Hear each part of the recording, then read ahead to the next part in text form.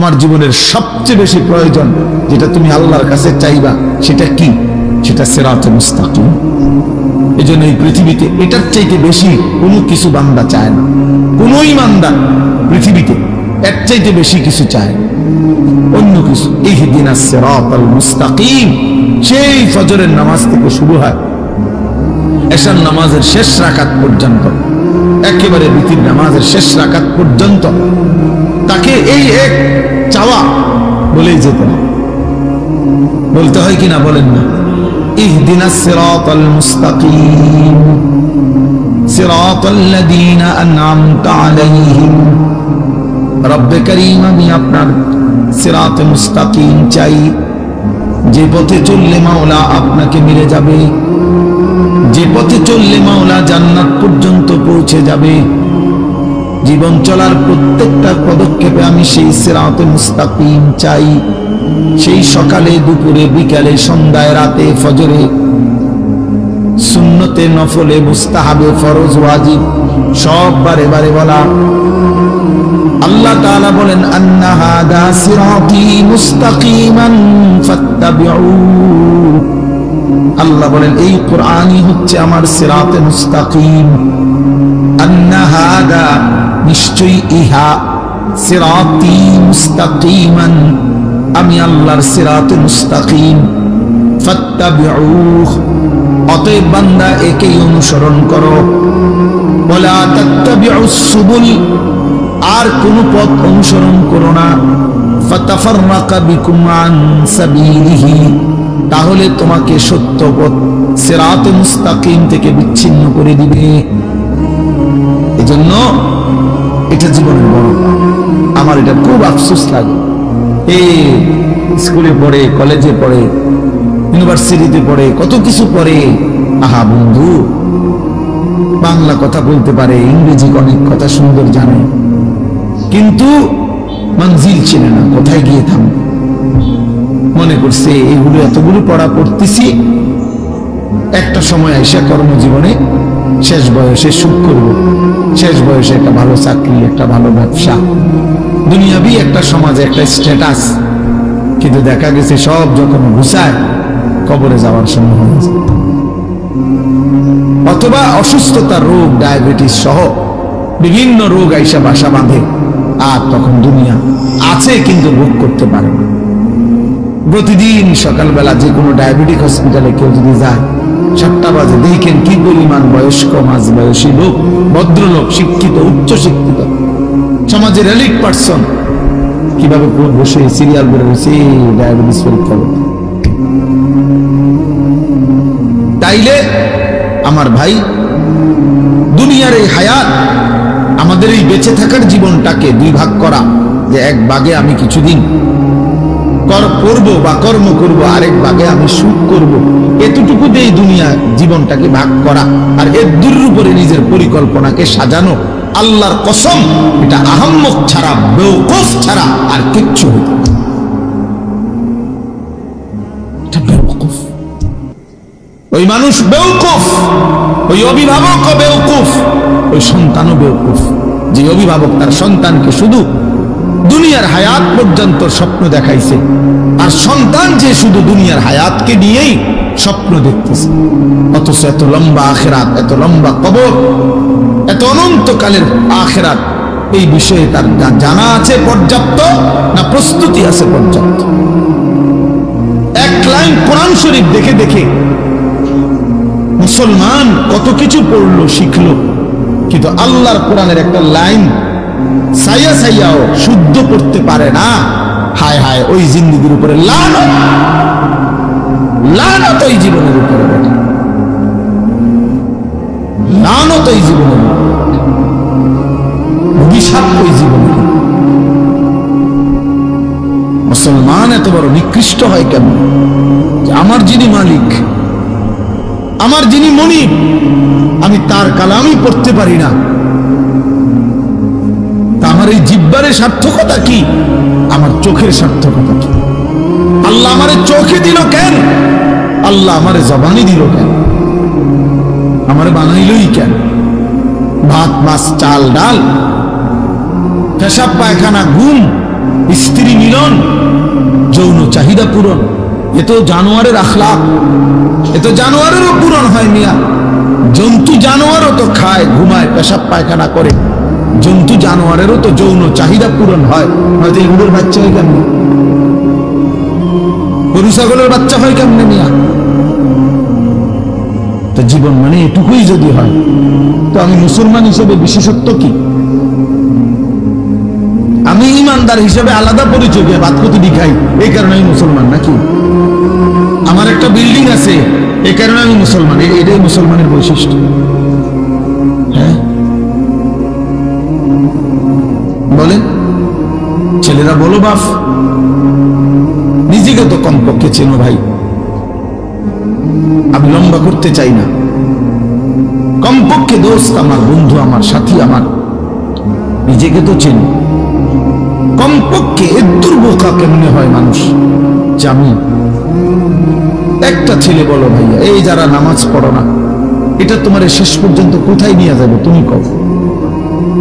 যারা দিন রাত নারী দেখো, ছবি দেখো, মোবাইল নিয়ে পড়ে থাকো, বন্ধু কোথায় গিয়ে থামবা বলো ইনসাফ করে?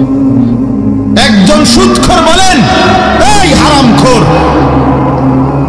তোর বেটা প্রয়োজন শেষ হবে কোন দিন? নাফরমান কোন হারামখোর সুদখোরের প্রয়োজন দুনিয়ায় শেষ হয়েছে কোনদিন? না, কোনদিন ঘোষণা দিছিনি কোন হারাম করে যে আজ এত বছর হারাম খাইতে খাইতে আল্লাহ রহমতে এখন আর আমার লাগে না, আমার সব প্রয়োজন পূরণ হয়ে গেছে? তাইলে এই জন্য নিজের উপরে কমপক্ষে আত্মভোলা হয়ে যাওয়া, নিজেকে ভুলে যাওয়া, এর চাইতে বড় লানত, দুর্ভাগ্য আর কিছু হইতে পারে না। যে আমি আমাকে ভুলে গেছি, আমি আমারই চিনি না। আর ফাআনসাহুম আনফুসাহুম, কোরআন শরীফ আল্লাহ বলছে, আমার শায়েখ আল্লামা মুফতি মুশতাকুর নবী সাহেব বলছেন যে আল্লাহ তাআলা কোরআনে সবচেয়ে বড় ধমক কি দিছে? ধমক হলো এই কথাটা, ওয়ালা তাকুনু কাল্লাযীনা নাসুল্লাহ ফাআনসাহুম আনফুসাহুম উলাইকা হুমুল ফাসিকুন। আল্লাহ বলে বান্দা, মুমিনকে বলছে, এটা ঈমানদারদের। এই আয়াতের আগের আয়াত, ইয়া আইয়ুহাল্লাযীনা আমানু,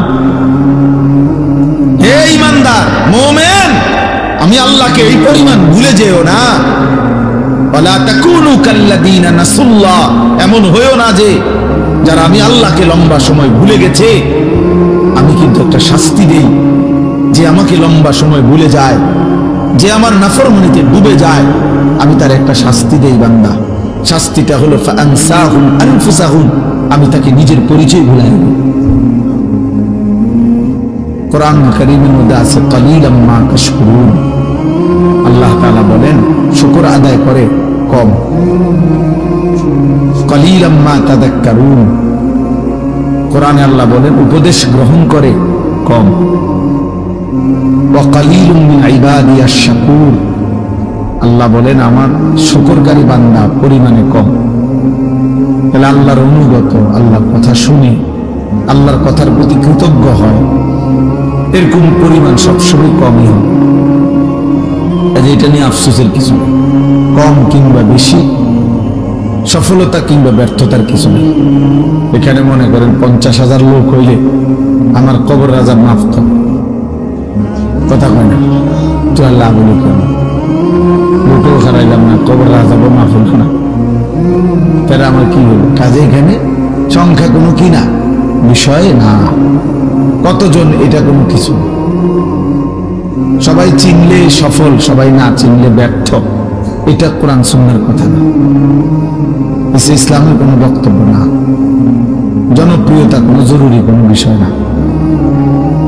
কোরআনুল কারীমের মধ্যে 25 জন নবী এবং রাসূলের নাম আছে। কতজন? তো মোট নবী রাসূল কি 25 জন? তো বাকিদের নাম নাই কেন? যাদের নাম নাই ওনারা ব্যর্থ। পৃথিবীতে 5,000 সাহাবীর নাম কোনো কিতাবে নেই, সবগুলো কিতাব একসাথে করে একবার বাড়ি সালাম দিলেও তো আমি হবে না। 5,000 সাহাবীর নামও একসাথে পাওয়া যাবে। তো 1.25 লক্ষ সাহাবী তো বিদায় হজ্জের ময়দানে, আরাফাতের ময়দানে নবীজির সামনে ছিল হজের সময়। নবীজি যে বছর হজ করেছেন 1.25 লাখ সাহাবী ছিল। তাহলে 1,25,000 সাহাবীর মধ্যে 5,000-এর নামও তো কোনো কিতাবে নেই, কোনো বইতে নাই, ইতিহাসে নাই, নাই ওনাদের নাম কেউ জানে না। তাহলে যাদের নাম কেউ জানে না ওনারা ব্যর্থ তো আর তাহলে সমস্যা। এই জন্য দোস্ত, সবাই চিনলেই সফল, না চিনলে ব্যর্থ, এমন কিছু না। এটা কোনো বিষয়। বুজুর্গানে দ্বীন বলে আল্লাহ তাআলার দুইটা নাম আছে, আয-যাহির আল-বাতিন। এই দুই নামের অর্থ হলো, একটা নামের অর্থ হলো আয-যাহির, অর্থ হলো প্রকাশকারী, আল-বাতিন গোপনকারী, আবৃতকারী, যিনি গোপন রাখেন। আর যাহির মানে যিনি প্রকাশ করেন। তো মুফাসসিরিনে কেরাম বলেন, মুহাদ্দিসিনে কেরাম বলেন যে আল্লাহ তাআলা তার নামের গুণ আল্লাহ তাআলা তার পছন্দসই বান্দার উপরে প্রয়োগ করেন, ইলকা করেন, ঢালেন। আল্লাহ তাআলা তার রহমান নাম থেকে কাউরে রহমতের সিফাত তার মধ্যে দেন কিছুটা, ফলে তার দিল খুব দয়ালু হয়। এর অনেক গুণ আল্লাহ তার বান্দাকে দেন, বৈশিষ্ট্য। এটা আল্লাহ তাআলা কুদরতি নিজাম। তো আল্লাহ তাআলা এই দুই নাম আল্লাহ তার ইচ্ছা মতো তার কোনো বান্দার উপরে জুহুর মানে প্রকাশকারী এই গুণটা দেন কাউরে, তো তখন দুনিয়া তাকে চেনে। আবার কারোর উপরে আল্লাহ তাআলা ওই যে বাতেন গোপনকারী এই গুণটা কাউকে ঢালেন কাউরে, তো তাকে পৃথিবীবাসী চেনে না, তিনি শুধু চেনেন। তাহলে এই জন্য অনেক আউলিয়া কেরাম এমন আছে যা করে গোটা দুনিয়া চেনে। আবার এমন লাখো লাখো আউলিয়া আছে আল্লাহর প্রিয় বান্দা, কেউ চেনে। পাহাড়ে জঙ্গলেই শেষ, ইন্তেকাল করছে, কেউ জানে না, হাসরের ময়দানে। এই জন্য দোস্ত, এটা একটা জরুরি বিষয়। কোরআন সুন্নাহর দৃষ্টিতে সংখ্যা, পরিচিতি এটা কোনো বিষয় না। কতজন এটা কোনো কথা। সূরা ইয়াসিনের মধ্যে একটা ঘটনা আছে, ওয়াদরিব লাহুম মাসালান আসহাবাল কারইয়া। এই ঘটনার মধ্যে আছে 3 জন রাসূল আল্লাহর পক্ষ থেকে একটি এলাকার মানুষকে দিবানিশি কালেমার দাওয়াত দিছে, আল্লাহর দিকে দাওয়াত দিছে। 3 জন রাসূল মিলে একসাথে দিন রাত মানুষকে কালেমার দাওয়াত দেওয়ার পরে ইমানদার হইছে ওনাদের হাতে এই পুরা সময় একজন। রাজা মিন আকসাল মদিনাতে রাজুল, এই যে রাজুলুন মানে একজন, এই একটা লোক ইমানদার ছিল। তাহলে 3 জন রাসূলের দাওয়াতে কালেমা পড়ে মুসলমান হয়েছে, ইমানদার হয়েছে কয়জন? তো উনারা ব্যর্থ না, এটা মনে রাখতে হবে। এই জন্য আল্লাহর কথার দিকে আন্তরিক হওয়া দরকার। কম হোক বেশি হোক, যে মনোযোগ দিয়ে, জওয়ান কিংবা বুড়ো, আল্লাহর কথা যে দিল দিয়া মনোযোগ দিয়ে আন্তরিকতা নিয়ে শুনে, আল্লাহ তার জিন্দেগি ধীরে ধীরে বদলায়। কোনো গাফেল বদলায় না, অলস বদলায় না। গাফেল গাফেলই থেকে যায়, খামখেয়ালি, অবহেলা, অলসতা। কোরআনুল কারীমের মধ্যে আছে আল্লাহ তাআলা আমাদের নবী সাল্লাল্লাহু আলাইহি ওয়াসাল্লামকে বলছে, এই যে এখন আমাদের প্রিয় ভাই মাওলানা মুফতি ইউসুফ বিন ইকবাল, আপনারা যদি কেউ শুনে থাকেন তার বয়ান, তো আন্দাজ করবেন যে সে কি পরিমাণ পড়াশোনা করছে।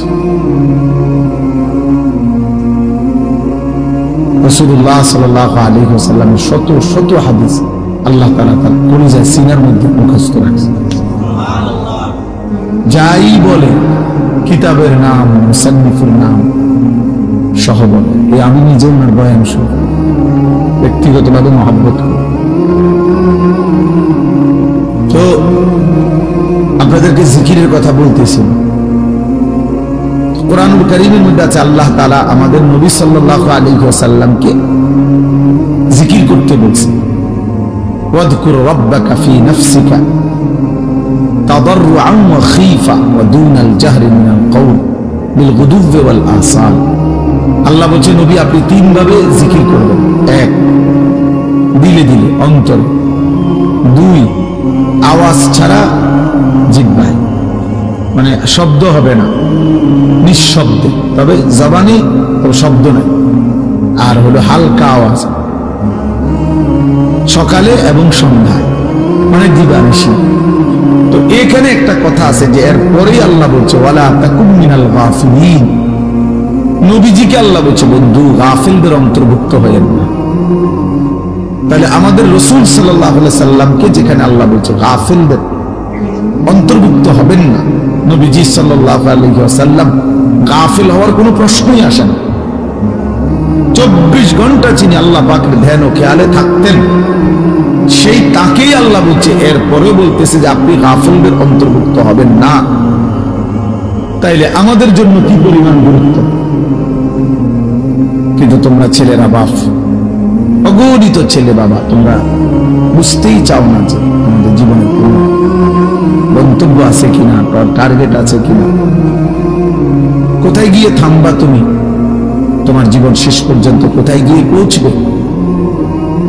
অসংখ্য ছেলে পেলে তোমরা জানো না, এই ক্ষণিকের শাহওয়াত, ক্ষণিকের মনের চাহিদা, কিছুক্ষণের যৌন চাহিদা, এই তোমার নারী, ছবি, মোবাইল, চুলের ফ্যাশন, অশ্লীলতা, বেহায়াপনা, অসভ্যতা, নোংরামি, সমবয়সী বন্ধুদের আড্ডা, আর কুকুর বিড়ালের মতো কিছু জঘন্য নিকৃষ্ট কথাবার্তা, যেটা মনুষ্যত্বের, মানবতার বহির্ভূত। এই কিছু কাজে লাখ লাখ শত শত ছেলে তোমরা জিন্দেগি শেষ করে দিচ্ছ। এভাবেই রাত বয়ে যায়, দিন শেষ হয়ে যায়। এমন সুন্দর যৌবন, এমন সুন্দর সময়, হায়াত অনাদরে, অবহেলায়, খামখেয়ালিতে জোয়ারের পানির মতো ভেসে যেতেছে। অথচ আল্লাহর কসম কোরআন কারীমের মধ্যে আছে প্রত্যেকটা মানুষ তার পিছনের এই সময়ের জন্য আফসোস আর আল্লাহর কাছে একটু সময় হায়াত ভিক্ষা চাই। প্রত্যেক পাপী নাফরমান আল্লাহর কাছে একটু সময় চাই, কিন্তু আল্লাহ তাআলা এক সেকেন্ডের জন্য বিগত সময় আর ফেরত দিবেন না। কারো জন্যই কোনো সময় আর ফেরত আসবে না। হাত্তা ইদা জাআ আহাদাহুমুল মাউত ক্বালা রাব্বিরজিউন। আল্লাহ তাআলা বলেন যখনই মৃত্যুর সময় ঘনিয়ে আসে তো নাফরমান বলে রাব্বিরজিউন, আল্লাহ আর কিছুদিনের জন্য আমার দুনিয়ায় ফেরত দেন। লাআল্লি আ'মালু সালিহান ফীমা তারাকতু। আয় আল্লাহ যদি এবার ফিরতে পারি, তাহলে যে আমলগুলো ছুটে গেছে এবার যদি যাইতে পারি, আজরাইলকে সরায় দেন, আমি এবার নেক আমল করব। কোরআনুল কারীমের মধ্যে আছে আল্লাহ বলবেন কাল্লা, কখনো বান্দা এটা হবেই না, আর কোনদিন আমি আল্লাহ পেছনের সেই সময় ফেরত দেব না। ওয়ালান ইউআখিরাল্লাহু নাফসান ইযা জাআ আজালুহা। আল্লাহ বলেন প্রত্যেকের মৃত্যুর সময় যখন হয়েই যায়, তো আমি আল্লাহ তাআলার এক সেকেন্ডও তাখির দেরি করি না, কাউকেই আমি আল্লাহ থাকতে দিই না। এজন্য বন্ধু আমার, দোস্ত আমার, সুখে থাকলেও মরে যাবেন, দুঃখে থাকলেও মরে যাবেন, হাসি কিংবা আনন্দ কিংবা বেদনা, রাজপ্রাসাদ আর কুড়ে ঘর, সব অবস্থাতেই মারাই যাব, কবরেই চলে যেতে হবে। এই অনিবার্য বাস্তবতা, চিরন্তন এই সত্য যে আমাকে মরতে হবে, আমাকে চলে যেতে হবে, এটাকে অ্যাভয়েড করা, অস্বীকার করা, পাশ কাটানো, বুঝতে না চাওয়া, এটা নিতান্তই বোকামি ছাড়া আর কিছু।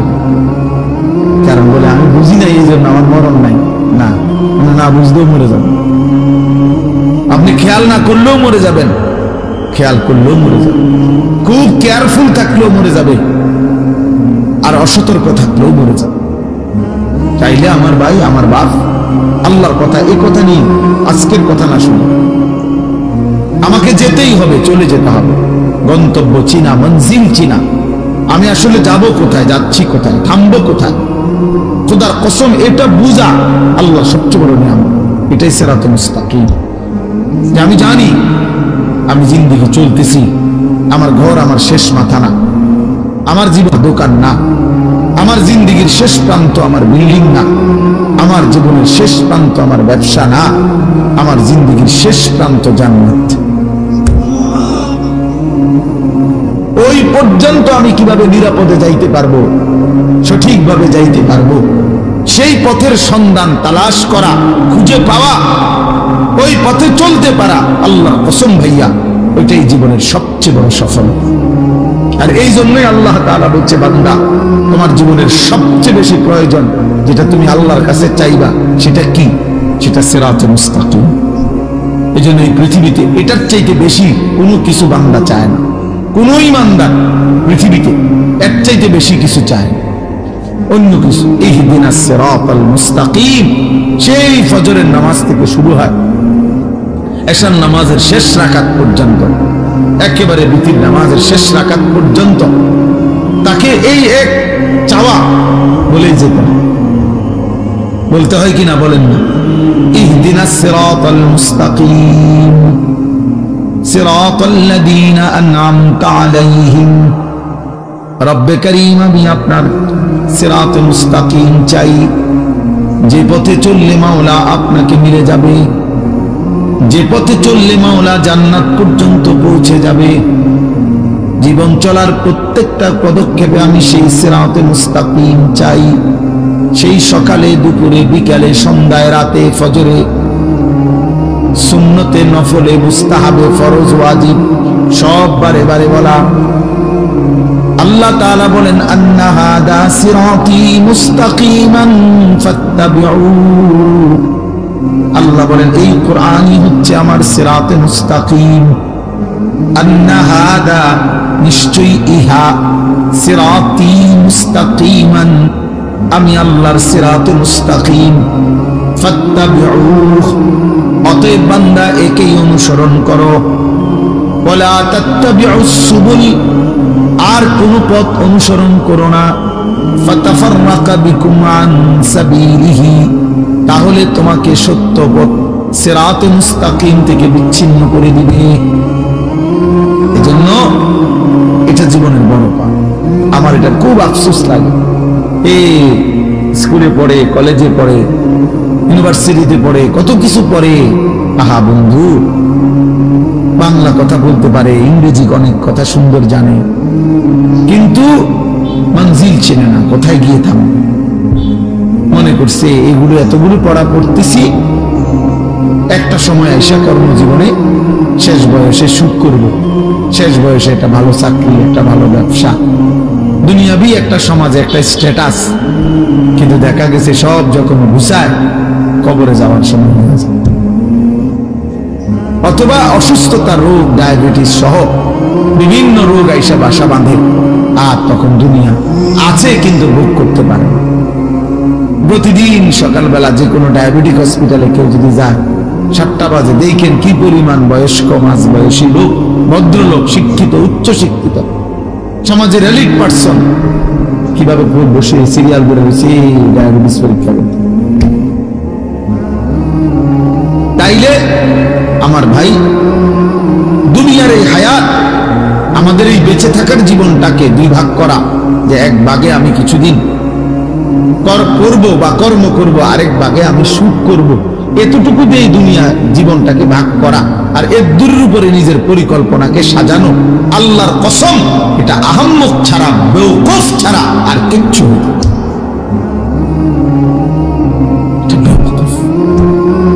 ওই মানুষ বেওকুফ, ওই অভিভাবক বেওকুফ, ওই সন্তানও বেওকুফ, যে অভিভাবক তার সন্তানকে শুধু দুনিয়ার হায়াত পর্যন্ত স্বপ্ন দেখাইছে, আর সন্তান যে শুধু দুনিয়ার হায়াতকে নিয়েই স্বপ্ন দেখতেছে। অথচ এত লম্বা আখিরাত, এত লম্বা কবর, এত অনন্তকালের আখিরাত, এই বিষয়ে তার জানা আছে পর্যাপ্ত না প্রস্তুতি আছে পর্যাপ্ত? এক লাইন কোরআন শরীফ দেখে দেখে মুসলমান কত কিছু পড়লো, শিখলো, কিন্তু আল্লাহর কোরআনের একটা লাইন সাইয়া সাইয়াও শুদ্ধ করতে পারে না, হায় হায় ওই জিন্দেগির উপরে লানত, লানত ওই জীবনের উপরে, লানত ওই জীবনের উপরে, অভিশাপ ওই জীবনের। মুসলমান এত বড় নিকৃষ্ট হয় কেমন? আমার যিনি মালিক, আমার যিনি মনিব, আমি তার কালামই পড়তে পারি না। আমার এই জিহ্বার সার্থকতা কি? আমার চোখের সার্থকতা কি? আল্লাহ আমারে চোখে দিল কেন? আল্লাহ আমারে জবানি দিল কেন? আমারে বানাইলই কেন? ভাত মাছ চাল ডাল, পেশাব পায়খানা, ঘুম, স্ত্রী মিলন, যৌন চাহিদা পূরণ, এ তো জানোয়ারের আখলাক, এ তো জানোয়ারেরও পূরণ হয় মিয়া। জন্তু জানোয়ারও তো খায়, ঘুমায়, পেশাব পায়খানা করে। জন্তু জানোয়ারেরও তো যৌন চাহিদা পূরণ হয়, নয়তো এগুলোর বাচ্চা হয় কেমনে? গরু ছাগলের বাচ্চা হয় কেমনে মিয়া? তো জীবন মানে এটুকুই যদি হয়, তো আমি মুসলমান হিসেবে বিশেষত্ব কি? আমি ইমানদার হিসেবে আলাদা পরিচয় দিয়ে ভাত প্রতিদি খাই, এই কারণে আমি মুসলমান নাকি? আমার একটা বিল্ডিং আছে, এই কারণে আমি মুসলমান, এটাই মুসলমানের বৈশিষ্ট্য। হ্যাঁ বলেন ছেলেরা, বলো বাপ, নিজেকে তো কমপক্ষে চেনো ভাই। আমি লম্বা করতে চাই না, কমপক্ষে দোস্ত আমার, বন্ধু আমার, সাথী আমার, নিজেকে তো চেনো। কমপক্ষে এদ্দুর বোকা কেমনে হয় মানুষ যে আমি একটা ছেলে। বলো ভাইয়া, এই যারা নামাজ পড়ো না, এটা তোমার শেষ পর্যন্ত কোথায় নিয়ে যাবে তুমি কও? যারা দিন রাত নারী দেখো, ছবি দেখো, মোবাইল নিয়ে পড়ে থাকো, বন্ধু কোথায় গিয়ে থামবা? বলো ইনসাফ করে। একজন সুদখোর বলেন, এই হারামখোর, তোর বেটা প্রয়োজন শেষ হবে কোন দিন? নাফরমান কোন হারামখোর সুদখোরের প্রয়োজন দুনিয়ায় শেষ হয়েছে কোনদিন? না, কোনদিন ঘোষণা দিছিনি কোন হারাম করে যে আজ এত বছর হারাম খাইতে খাইতে আল্লাহর রহমতে এখন আর আমার লাগে না, আমার সব প্রয়োজন পূরণ হয়ে গেছে। তাইলে এই জন্য নিজের উপরে কমপক্ষে আত্মভোলা হয়ে যাওয়া, নিজেকে ভুলে যাওয়া, এর চাইতে বড় লানত, দুর্ভাগ্য আর কিছু হতে পারে না। যে আমি আমাকে ভুলে গেছি, আমি আমারই চিনি না। ফাআনসাহুম আনফুসাহুম, কোরআন শরীফ আল্লাহ বলছে, আমার শায়েখ আল্লামা মুফতি মুশতাকুর নবী সাহেব বলছে যে আল্লাহ তাআলা কোরআনে সবচেয়ে বড় ধমক কি দিয়েছে? ধমক হলো এই কথাটা, ওয়ালা তাকুনু কাল্লাযীনা নাসুল্লাহ ফাআনসাহুম আনফুসাহুম উলাইকা হুমুল ফাসিকুন। আল্লাহ বলে বান্দা, মুমিনকে বলছে, এটা ঈমানদারদের। এই আয়াতের আগের আয়াত, ইয়া আইয়ুহাল্লাযীনা আমানু, হে ঈমানদার মুমিন, আমি আল্লাহকে এই পরিমাণ ভুলে যেও না। ওয়ালা তাকুনু কাল্লাযীনা নাসুল্লাহ, এমন হয়ো না যে যারা আমি আল্লাহকে লম্বা সময় ভুলে গেছে। আমি কিন্তু একটা শাস্তি দেই, যে আমাকে লম্বা সময় ভুলে যায়, যে আমার নাফরমানিতে ডুবে যায়, আমি তার একটা শাস্তি দেই বান্দা। শাস্তিটা হলো ফাআনসাহুম আনফুসাহুম, আমি তাকে নিজের পরিচয় ভুলাই দেব। সে আর কোনোদিন মনে করে না সে মুসলমান, তার আর কোনোদিন মনে করে না তার মৃত্যু হবে, তার আর কোনোদিন মনেই পড়ে না মৃত্যুর পরে কিছু হবে, তার আর মনেই পড়ে না কবরে কোনো প্রশ্ন হবে, তার আর মনেই পড়ে না হাসরের একটা মাঠ হবে, তার আর মনেই পড়ে না তার আমলনামা দেওয়া হবে, তার আর মনেই পড়ে না তাকে ফুলসিরাত পার হতে হবে। ফাআনসাহুম আখিরাতাহুম, আল্লাহ বলছে আমি তোমাকে তোমার পরিচয় ভুলাই দেবো, মানে কি? তোমার আখিরাত ভুলাই দেবো। ভাত ভুলবা না, ভাত তরকারি ভুলতা না, এটা তো আমি জানোয়ারেরই খাওয়াই। আল্লাহ আখিরাত ভুলাই দেবো, আখিরাত ভুলাই দেবো, তোমার আখিরাত ভুলাই দেবো, মঞ্জিল ভুলাই দেবো, গন্তব্য ভুলিয়ে দেবো। আজকে বলো ভাই, ছেলে, একজন ছেলে বলো প্রতিদিন আমি এই কথা চিল্লাই, প্রতিদিন যে 365 দিনের একটা বছরে, এক বছরে কোনদিন মুসলমানের যে বাচ্চা, মুসলমানের যে লোকটা কোনদিন ফজরের নামাজ পড়লো না, এই জানোয়ার আল্লাহরে কেমন বলাটা বলছে।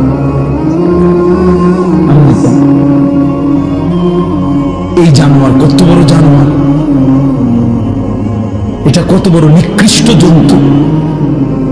কুত্তা তার চাইতে কোটি গুণ ভালো বেটা, কুত্তার চাইতে 1 লক্ষ গুণ ভালো। কুত্তা মালিকের নাফরমানি করে না। 365 দিনের এক বছরে কোনদিন এই জানোয়ার কোনদিন ফজরের নামাজ পড়ে না, অথচ সে কহে বলে মুসলমান। আরে তুই কি মুসলমান? তোরে মুসলমান বললে মুসলমান কারে করবে? হাইওয়ান। ভাত খাও দেখতে মুসলমান, খানা তো জানোয়ারের আখলাক। ঘুম যাও দেখতে মুসলমান, না ঘুম তো জানোয়ারেও যায়। মুসলমান তো ঘুমকে বলে না। ইসলাম মানে ঘুম, ইসলাম মানে বাজার থালা, ইসলাম মানে বিল্ডিং। সেজদা কি? সেজদা আল্লাহ বলছে সেজদা। এই কপাল খেয়াল রাখতে হবে। এই কপাল রব্বুল আলামিন, আপনারা সবাই খেয়াল করে বুঝেন, এই কপাল পৃথিবীর উপার্জনের কোনো কাজে লাগে না। মানুষের হাত, পাও, চোখ, কান, দিমাগ মানে বুদ্ধি, বিবেক, এগুলো দুনিয়া বিভিন্ন উপার্জন করার জন্য লাগে। চাকরি হোক, ব্যবসা হোক, দোকান হোক, ক্ষেত হোক, খামার হোক। কিন্তু কপাল দিয়া মানে কপাল ঠেল্লা টাইনা দুনিয়াবি কোনো উপার্জন করে না। কপাল দুনিয়ার কামাই রোজগারের কোনো কামে লাগে না। তো এটা আল্লাহ তাআলা কেন বানাইলেন কপাল? আল্লাহ তাআলা শুধুমাত্র ভাইয়া একটা যুবক হলো ভাইবো বাবা, আল্লাহ তাআলা এই কপাল শুধুই বানাইছেন সেজদার জন্য। এজন্য সেজদা আরবিতে কাকে বলে? আরবিতে সেজদার সংজ্ঞা কি? পরিষ্কার কিতাবে আছে, ওয়াদউল জাবহাতি আলাল আরদ, জমিনের উপরে কপাল রাখা, এটারে কয় সেজদা। এই মানে কপাল আল্লাহ বানাইছেনই কিসের জন্য? সেজদার জন্য। অতএব যেই কপাল সেজদা দেয় না, তুই কোনো মানুষ না। এই জন্য আমি সব সময় বলি, বেটা রাগ করো আর কোনোদিন না আসলাম, একবারের আশাতেই আসি, প্রতিবার আইন কঠিন আমার জন্য। তার যদি কোনোদিন নাও আসি তো মনে রাখো, যারা এখানে যারা বসা, যাদের কপালে সেজদা নাই, যারা নামাজ পড়ো না, তোর ওই কপালে থুতু মারলাম, থু থু তোর কপালে, থুতু মারি তোর কপালে, থু তোর লানত তোর কপালে। আল্লাহ কোরআনে তোকে লানত দিছে, ওয়া ইন্না আলাইকা লানাতা ইলা ইয়াউমিদ্দিন। আল্লাহ বলছে ইবলিস সেজদা দিলি না, ঠিক আছে, আজকের থেকে নিয়ে কিয়ামত পর্যন্ত তোর উপরে আল্লাহর লানত। ভাত খা জানোয়ার, খানা তোর খাওয়াবো, খানা যেহেতু আমি কুত্তারে খাবাই, তোর খাবাইতাম না। খা, ভাতে না খাবি বেটা, খাবি আর পেশাব করবি, বাথরুমে যাবি, খা। নারী দেখ, ছবি দেখ, উলঙ্গ দৃশ্য দেখ, আর কি জানোয়ারের মতো চলতে থাকো, একদিন ধাক্কা দিয়ে জাহান্নামে ফেলে দিবে। ওমান ইউশাকিকির রাসূল মিন বাদি মা তাবায়্যানা লাহুল হুদা ওয়া ইয়াত্তাবি' গায়রা সাবিলিল মুমিনিন। আল্লাহ বলেন, আমার রাসূলের বিরুদ্ধাচরণ যে করবে, আমার ঈমানদার মুমিন যেই পথে চলে তার উল্টো পথে যে চলবে, দুইটা অপরাধ। এক নাম্বার, আমার রাসূলের বিরুদ্ধাচরণ যে করবে, ঈমানদার মুমিন যেই পথে চলেছে এই পথের উল্টো পথে যে চলবে, নুওয়াল্লিহি মা তাওয়াল্লা, আমি আল্লাহ তাকে একদিন সেই উল্টো পথেই চালাইতে থাকবো। ওয়া নুসলিহি জাহান্নাম, এই উল্টো পথে চলতে চলতেই একদিন নাফরমানকে জাহান্নামে ফেলে দেব।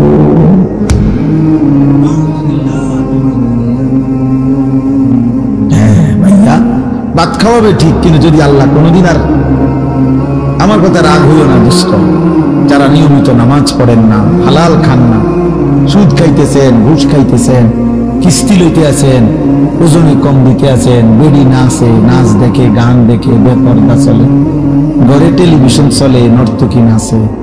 আচ্ছা, যদি আল্লাহ তাআলা কোনোদিন না ফেরায়, আর কোনোদিন যদি তৌফিক না দেয়, যুবক মনে করো আর কোনোদিন তোমার সেজদার তৌফিক দিলই না, আর কোনোদিন মনেই পড়লো না, তো কি হবে অবস্থা? কোনোদিন আর এই গুনাহ থেকে, হারামের উপার্জন থেকে, সুদের টাকা, ঘুষের টাকা, হারাম উপার্জন থেকে আর ফিরবার সুযোগই দিছে না, মনে করে, তো তখন কি হবে? হ্যাঁ, এরপরে গন্তব্যটা কোথায়? এটা বোঝা উচিত, এটা বোঝা উচিত। আমরা ওয়াজ শুধুই ওয়াজ, বক্তা যাচাই করা না, দেখেন মুসল্লাইরা সেরা বক্তা দাওয়াত দাও, যখন যার একটু পরিস্থিতি আছে তারে আইনা দাওয়াত দাও, কিছু লোক হইব, কিছু সরপুরি গুড় বাদাম বাসা হইব, হ্যাঁ কিছু মানুষ। এর জন্য না বাপ, আমি ব্যক্তিগতভাবে এর পক্ষপাতী না। আমার কথা হইল একজনই শুনুক আর 10 জনই শুনুক, বলতে হবে আল্লাহর জন্য। এই জন্য ভাই আমার, বাবা আমার, আমরা প্রত্যেকেই ইনশাআল্লাহ আল্লাহর দিকে ফিরে, আল্লাহর দিকে ফিরে আসা, মালিককে সেজদা দেওয়া, এর মধ্যেই আমাদের ইজ্জত, শান্তি, নিরাপত্তা, দুনিয়ারও সৌন্দর্য, আখিরাতেরও সৌন্দর্য। কোনো হারামখোর খুশিতে নেই, কোনো সুদখোর বেঈমান এ ঘৃণিত, কোনো পাপী মানুষের কাছে সমাদৃত হয় না। কেউ হয়তো সামনাসামনি বেইজ্জতি হয়, কেউ হয়তো পিছনে হলেও কি হয়, বেইজ্জতি। কোনো সুদখোর রে কেউ কোনো জোনায়েত বাগদাদি কয় না। মানুষে এত বেকুব না, আপনি খাইবেন সুদ, আর মানুষের মাশাআল্লাহ মানে দেখতে একেবারে জোনায়েত বাগদাদির মতো লাগে। হ্যাঁ, মানুষে চিরা খায় আর আমি ভাত খাই। মানুষে বুঝে না, বাট ফাররে মানুষে চিনি না। কথা বোঝেন নাই যে মানুষ আলোকে আলোই বলে, অন্ধকারকে অন্ধকারই বলে। এই জন্য প্রত্যেকটা ফরমান সীমালঙ্ঘনকারী, জালেম, বেইজ্জতি হয়। এটা সবক বন্ধু, সবক। এটা আমাদের জন্য শিক্ষা। একটা আদালত অঙ্গন, যাদের কথায়, যার কথায়, আঙ্গুলের ইশারায় যার উঠত বসত, থরথর করে কাঁপত, সময়ের অল্প দিনের ব্যবধানে আজ যখন সেই আদালতে তাকে নেওয়া হয়েছে, তোর পথচারীরা তারে থাপড়ায়, পৃথিবীবাসী দেখছে,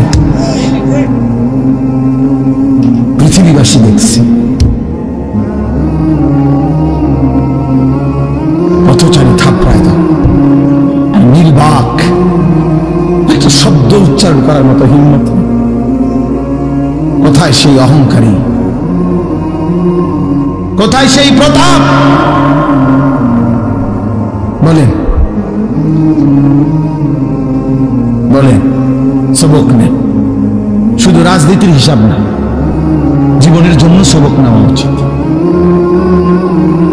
জীবনের জন্য। এই দেখবেন একদিন ইসরায়েলের এই কুত্তার পরিণতিও এমন নিকৃষ্ট হবে যে পৃথিবীব্যাপী ফেরাউন নমরুদের মতো পৃথিবীবাসী একদিন তাকে দিয়েও দৃষ্টান্ত দেবে, কোন সন্দেহ নেই।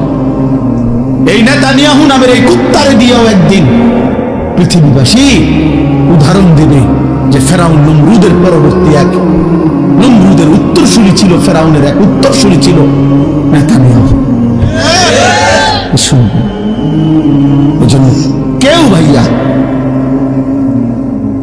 কেউ না ইজ্জত পায় না বাপ, কোনো না।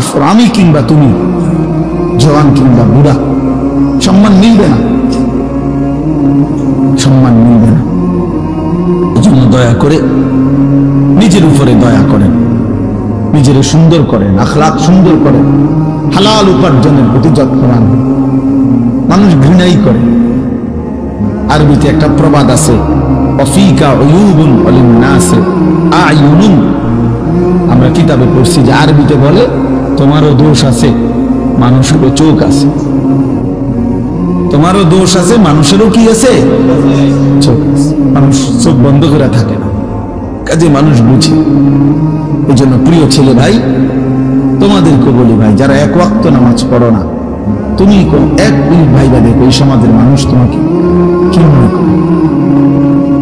সারাক্ষণ নারী ছবি, মোবাইলে অস্থির দৃশ্য, তুমি ডানে বামে তাকায় দেখো, মানুষ তোমাকে প্রিয় মনে করে না, প্রিয় মনে করে।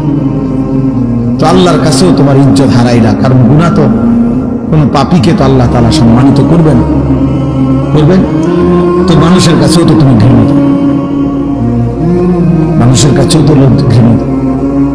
তো জীবনের অর্জন কোথায় বলে? আল্লাহ আমাদেরকে মাফ করে দেন।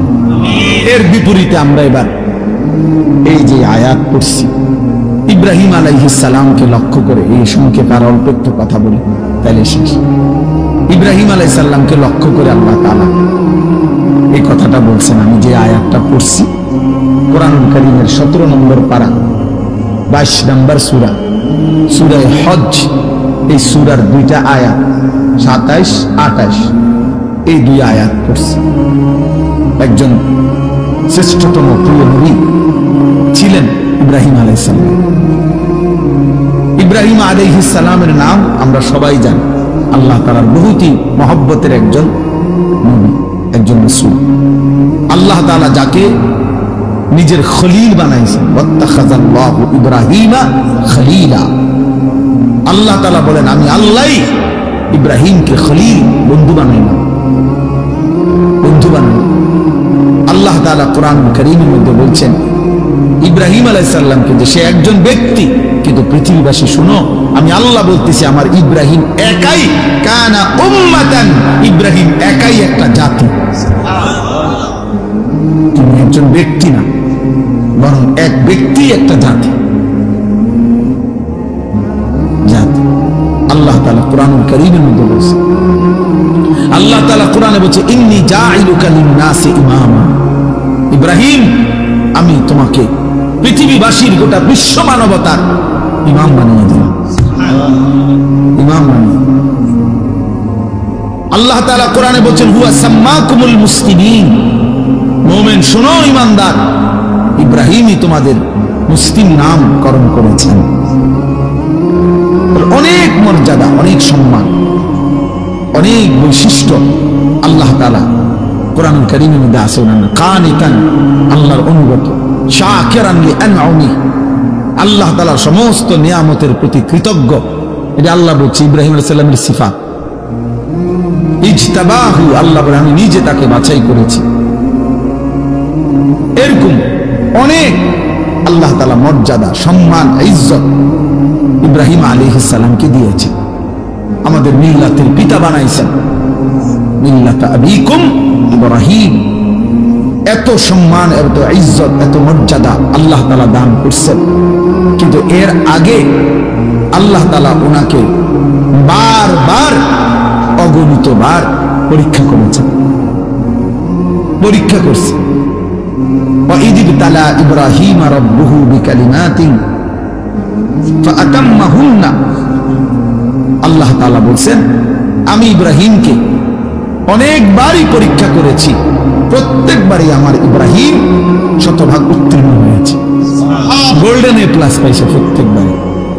তাফসীরে মধ্যে আছে হযরত আব্দুল্লাহ ইবনে আব্বাস রাদিয়াল্লাহু তাআলা আনহুমা বলছেন আল্লাহ তাআলা ইব্রাহিম আলাইহিস সালামকে 30 বার, কোন বর্ণনায় আছে 70 বার পরীক্ষা করেছে। কি পরীক্ষা করছে অনেক শব্দ বলা সম্ভব, কিন্তু পরীক্ষা করছেন কিসের? আসলে সবগুলো পরীক্ষা হলো আল্লাহ তাআলা একটা জিনিস ওনার থেকে মূলত পরীক্ষা নিছেন, যে বারবারই ইব্রাহিম আলাইহিস সালামের কলিজার মধ্যে আল্লাহর মহব্বত, আল্লাহর ভালোবাসা সবচেয়ে বেশি কিনা আল্লাহ তাআলা এইটা বারবার পরীক্ষা করছে। প্রতিবারই পরীক্ষার মূল টার্গেট ছিল এটা দেখা, যে ইব্রাহিমের কলিজায় আমার ভালোবাসা বেশি নাকি অন্য কোন ভালোবাসা। ছোট্টবেলায় মা বাবা মূর্তি পূজক, এমনকি মূর্তি বিক্রেতা ওনার আব্বা, কিন্তু উনি সেখানে দাঁড়িয়েও তিনি বাবা মার অনুসরণ না করে ছোট্টবেলাতেই মহান আল্লাহকে ডাক দিছে। ইব্রাহিম আলাইহিস সালাম কোরআনে আছে, আব্বাকে বলছি ইয়া আবাতি লিমা তা'বুদু মা লা ইয়াসমাউ ওয়া লা ইউবসিরু ওয়া লা ইউগনি আনকা শাইআন। হায় আব্বা, এগুলা কি পূজা করেন আপনি? এ কেমন মূর্তির পূজা করেন যে মা লা ইয়াসমাউ, যে মূর্তি কিছু শুনেও না, ওয়া লা ইউবসিরু কিছু দেখেও না, ওয়া লা ইউগনি আনকা শাইআন, কিচ্ছু উপকারও করতে পারে না, এটা আসেও না, কান্দেও না, মাতেও না, মুতেও না। দেখিতে সদবোধ সদবোধ না, এটা কি লড়েও না, সরেও না, আমি এটা কিসের ইবাদত করেন? এইভাবে বলছেন ইব্রাহিম আলাইহিস সালামকে ওনার আব্বা আজর বলছে, তোরে আমি তেজ্য পুত্র করে বাড়ি ছাড়া করে নেব, পাথর মেরে মেরে দেবো, লারজুমান্নাকা ওয়াহজুরনি মালিয়া।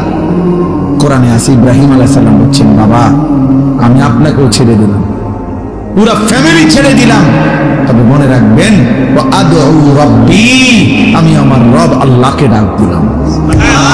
আসা আল্লাহ আকুনা বিদুআই রাব্বি শাকিয়া। এরপরে বললেন, বাপ আমি বিশ্বাস করি আমার ওই এক মহান আল্লাহ রবকে ডেকে কেউ কোনদিন বেইজ্জতি হয় না। রবকে ডেকে কেউ বেইজ্জতি হয় না, আল্লাহকে ডেকে কেউ লাঞ্ছিত হয় না। ওয়াইদা সালাকা ইবাদি আন্নী ফাইন্নী করিব। আল্লাহ বলে, আমার বান্দা যখন আমার কাছে চায় আমি তার একদম কাছে চলে আসি। উজিবু দাওয়াতাদ দাঈ ইদা দাআনি। আমার বান্দা যখনই আমাকে ডাকে আমি তার প্রত্যেকটা ডাকে সাড়া দিয়ে থাকি। জমিন থেকে বলে বান্দা, জমিন থেকে বান্দা বলে আল্লাহ। রব্বে করিম আর শাজিম থেকে বলে, বলো না বান্দা, বলো না। বান্দা বারবার বলে, জিকির করে, তাসবিহ পড়ে, কখনো বলে সুবহানাল্লাহ, কখনো বলে আলহামদুলিল্লাহ, কখনো বলে আল্লাহু আকবার, কখনো বলে লা ইলাহা ইল্লাল্লাহ। এভাবে আল্লাহকে ডাকতে থাকে, ডাকতে থাকে। আল্লাহ আল্লাহ আল্লাহ আল্লাহ আল্লাহ। আল্লাহ প্রতিবারই বলে, বলো না বান্দা, বলো না। লাব্বাইক আবদি, বান্দা আমি তো আছি, বলো না। কি চাচ্ছ, কি চাচ্ছ, বলো না। কিন্তু বান্দা কিছুই বলে না, শুধু আল্লাহকে ডাকে, আল্লাহকে ডাকে, আল্লাহকে ডাকে। হাদিসের মধ্যে আছে, একটা পর্যায়ে আল্লাহ নিজেই তখন বলতে থাকে, আমি বুঝছি বান্দা তুমি আমারে ডাইকা মজা পাইছো, ঠিক আছে বান্দা তুই আমারে ডাকতে থাক, আমি আল্লাহ নিজেই তোকে দিতে থাকি। আমি জানি বান্দা তোর ছেলেটা অসুস্থ, মেয়েটা অসুবিধায় আছে, একটা ছেলে বিদেশে ঝামেলায় আছে, বউটার শরীর ভালো না, তোর নিজেরও শরীর ভালো না, তোর কোথায় কি অসুবিধা আমি তো জানি সব। তুই আমারে শুধু ডাকতে থাক, আমি তোর প্রয়োজন পূরণ করতে থাকি। মান শাগালাহু যিকরি আন মাসআলাতি আতাইতুহু আফদালা মিম্মা উতিয়া সাইলিন। হাদিসে কুদসিতে আছে, আল্লাহ বলে, আমার যে বান্দা আমার জিকির করতে করতে আমার কাছে চাইতে সময় পায় নাই, আমি তারে সবাই চাইয়া যে টুকনিছে তার চাইতে বেশি দিয়ে দেব। আসা আল্লাহ আকুনা বিদুআই রাব্বি শাকিয়া। এজন্য ছোট্টবেলা থেকে ইব্রাহিম আলাইহিস সালাম পরীক্ষা দিয়েছে। নমরুদের আগুনের কুণ্ডুলিতে যখন পড়ে, তখন ইব্রাহিম আলাইহিস সালাম অগ্নিকুণ্ডে পড়ার সময় জিব্রাইল, মিকাইল, ইসরাফিল, আজরাইল এরকম চারজন ফেরেশতারা এসে ইব্রাহিম আলাইহিস সালামকে সাহায্য করতে চাইছে। তাফসীরে আছে যে ফেরেশতারা বলছে, আপনি আমাদের কাছে সাহায্য চাইলে আমরা আপনাকে আগুনের কুণ্ডুলি থেকে বাঁচিয়ে দেব। ফেরেশতারা তাফসীরে আছে ইব্রাহিম আলাইহিস সালাম তখনও বলছেন, না না, জানো না, সরো তোমরা, আমি যার জন্য আগুনে পড়তে যাচ্ছি তিনি আমাকে দেখছেন। হাসবি আল্লাহ, আমার আল্লাহই যথেষ্ট। এই আল্লাহ এগুলো পরীক্ষা করছে বারবার, কলিজার ভিতরে 24 ঘন্টা আমি নাকি গায়রুল্লাহ নাকি অন্য কেউ। এইভাবে পরীক্ষা করে করে 84 বছর বয়সে আল্লাহ তাকে একটা ছেলে দিছেন, ইসমাঈল। বলছে ছেলে দিলাম, বলে নিতে পারবে না, চুমা দিতে পারবা না, আমি সাইয়া থাকবা। ও ঠিক আছে, আমি আপনাকে ভালোবাসি। এরপরে কয়দিন পরে আল্লাহ বলছে এবার আর সাইটাও ফাটতা না, দূরে দিয়ে আসো, চোখের আড়ালে যাও, বাচ্চারে বাচ্চার মারে হাজেরাকে দিয়ে আসো। তো আল্লাহর ঘরের কাছে, কাবার কাছে, মরুভূমিতে, খাদ্য পানি জনমানবহীন, ঘাস লতা পাতা বিহীন জায়গাতে একাকি রেখে আসছে। কয়দিন পরে আল্লাহ বলছে ইব্রাহিম, প্রথমে তো দেখতে দিছি, ছুঁইতে দেই নাই, এরপরে আড়ালে রাখছি, এবার আড়ালেও রাখবো না, এবার জবাই করে দাও। ইব্রাহিম আলাইহিস সালাম বলেন, মাওলা আপনি জানেন না আমি আপনাকেই ভালোবাসি। বারবার পরীক্ষা নিল, আমি ইব্রাহিম, আমি হারতে চাই না মাওলা, আমি জিতবই, আমি জবাই করবই। তো ঠিক এই গর্দানে ছুরি রাখছে। তো ইব্রাহিম আলাইহিস সালাম কি তামসা করে জবাই করতেছিল না বাস্তবিক? উনি বাস্তবিকই চাইছে, উনি ঠিক মতোই জবাই করতে চাইছে। আল্লাহ তাআলা জবাই হইতে দেন নাই। কিন্তু আমার বলার উদ্দেশ্য হলো, এই সমস্ত পরীক্ষার বিনিময়ে আল্লাহ তাআলার কাছে বারবার বারবার, সর্বপ্রথম খতনা, যে পুরুষের যে খতনা করায় বাচ্চার, এই খতনা, এই হুকুম আল্লাহ প্রথম ইব্রাহিম আলাইহিস সালামকে দিয়েছেন। লা হাওলা ওয়ালা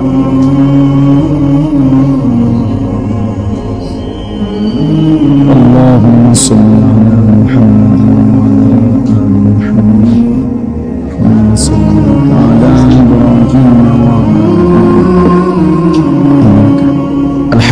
আর একটু, এই আমার কথা শেষ হয়ে যাবে 5-10 মিনিটের ভিতর। তো দেখেন, এইভাবে ইব্রাহিম আলাইহিস সালাম তার জীবনের এই সমস্ত পরীক্ষার বিনিময়ে যখন উত্তীর্ণ হয়েছেন, এইভাবে এই যে কইলাম, উনি সর্বপ্রথম আল্লাহ তাআলা খতনার হুকুম ওনাকে দিয়েছেন। উনি বয়সকালে নিজের খতনা নিজে করাইছেন। প্রথম দাড়ি চুল, এই পৃথিবীতে প্রথম ব্যক্তি যার দাড়ি চুল সাদা হয়েছে বুড়ার কারণে, বয়সের কারণে, ইব্রাহিম আলাইহিস সালাম। আউয়ালু মান শাবা, মানে উনার আগে আদম আলাইহিস সালামের পরে কারো চুল দাড়ি সাদা হতো না, বুড়ো হইল। সর্বপ্রথম আল্লাহ তাআলা উনার চুল দাড়ি সাদা বানাইছেন। কওমের লোকেরা বহু মন্দ কিছু কইছে, যে ধর্মান্তরিত হওয়ার কারণে, বাপদাদার ধর্ম ছেড়ে দেওয়ার কারণে চেহারা পাল্টায় গেছে। কিন্তু ইব্রাহিম আলাইহিস সালাম আল্লাহ তাআলার মহব্বতকে প্রাধান্য দিয়ে কারো কোনো নিন্দায় তিনি সামান্যতম প্রভাবিত হন নাই। এইভাবে বারবার বারবার পরীক্ষা দিয়ে ইব্রাহিম আলাইহিস সালাম যখন উত্তীর্ণ হয়েছেন, সেই উত্তীর্ণ হওয়ার পরে আল্লাহ তাআলা তাকে এবার বলছে, ইব্রাহিম আমি তো তোমার কিছু একটা পুরস্কার দিতে চাই, চলো ইব্রাহিম, পুরস্কার স্বরূপ আমার ঘর, কায়নাতের সর্বশ্রেষ্ঠ ঘর, আমি আল্লাহ তাআলার ঘর কাবা তোমার হাত দিয়ে বানাই দিচ্ছি। যাও তুমি আমার ঘর বানাও। আমার এই ঘর আমি আদম আলাইহিস সালামের জামানায় ফেরেশতাদের মাধ্যমে বানাইছিলাম। নূহ আলাইহিস সালামের জামানায় আমি ঘরের উপরের প্রাচীর, দেওয়াল তুফানের সময় আমি উঠাই নিয়েছিলাম। অনেক দিন হয়েছে আমার ঘরের ভিত্তি আছে নিচে, কিন্তু উপরে আর বানাই নাই। এবার তোমারে দিয়ে বানাই, তো তুমি আমার ঘর বানাও। আল্লাহ বলেন, আমি নিজে ইব্রাহিমকে তার জন্য আমার ঘর, জায়গা সম্পূর্ণ নির্ধারণ করে দিলাম। এরপরে সংক্ষেপ কথা হলো, ইব্রাহিম আলাইহিস সালাম ওনার ছেলে ইসমাঈলকে নিয়ে আল্লাহর ঘর নির্মাণ করছেন। আল্লাহর ঘর নির্মাণ করার পরে আল্লাহ তাআলা তখন এই আয়াত আল্লাহ বলছে, ওয়াআদ্দিন ফিন নাস বিল হজ, ইব্রাহিম তুমি যেহেতু আমার ঘর বানিয়েছো, অতএব আমার এই ঘরকে কেন্দ্র করে সারা পৃথিবীর আমার বান্দাদেরকে ঘোষণা দাও যে তারা যেন আমার এই ঘরকে উদ্দেশ্য করে হজে আসে। ওয়াআদ্দিন ফিন নাস বিল হজ, হজ্জের ঘোষণা দাও। ইব্রাহিম আলাইহিস সালাম বললেন, আয় মাওলা, এত দূর দূরান্তে আপনার বান্দাদের কাছে আমি আওয়াজ পৌঁছাবো কেমন? আমি ডাক দিলে শুনবে কয়জন? তো আল্লাহ তাআলা বললেন, ইব্রাহিম, আওয়াজ দেওয়া, ডাক দেওয়া, আহ্বান করা, আজান দেওয়া, এটা তোমার দায়িত্ব, পৌঁছানো আমার দায়িত্ব। আলাইয়াল বালাগ, আমার দায়িত্ব পৌঁছানো, আমার দায়িত্ব। এই জন্য প্রতিটা মুয়াজ্জিন মসজিদে যিনি আজান দেয়, প্রত্যেক মুয়াজ্জিন তাকে যেন আল্লাহ বলে যে আমার ঘরে তুই আজান দাও, তুমি শুধু আওয়াজ বের করো, আমার বান্দার কলিজার মধ্যে কে নামাজি হবে আমি আল্লাহ পৌঁছায় দেব। মুয়াজ্জিন বড় দাম, মুয়াজ্জিন খুব দাম, খুব দাম। যত মানুষ আল্লাহর দিকে মানুষকে ডাকে, তন্মধ্যে সর্বশ্রেষ্ঠ ডাক আল্লাহর দিকে, সর্বশ্রেষ্ঠ দাওয়াত মুয়াজ্জিনের দাওয়াত। জানেন সর্বশ্রেষ্ঠ দাওয়াত কোনটা? আযান, পূর্ণাঙ্গ দাওয়াত। এজন্য পৃথিবীর কোন বক্তা, ওয়াইজ, পীর, একের যত বড় বুজুর্গ হোক, যারা মানুষকে আল্লাহর দিকে ডাকে, ওনাদের সকলের দাওয়াতের চাইতে শ্রেষ্ঠ, পূর্ণাঙ্গ, পরিপূর্ণ দাওয়াত হলো মুয়াজ্জিনের দাওয়াত। তাওহীদের প্রমাণ কি? প্রমাণ হলো এই আজানের দোয়া। এই দোয়াটাই কম কি? আজানের দোয়া নবীজি বলছেন, আজানের দোয়ার মধ্যেই নবীজি আজানকে বলছেন, আল্লাহুম্মা রাব্বা হাযিহিদ দাওয়াতিত তাম্মা। এই যে দাওয়াতিত তাম্মা মানে হলো পূর্ণাঙ্গ দাওয়াত। কি? আজান। আজান নবীজি এখানে পূর্ণাঙ্গ দাওয়াত বলছে কোনটা রে?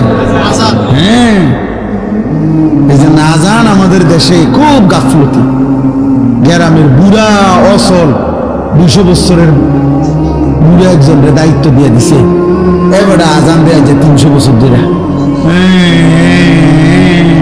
এরকম করে।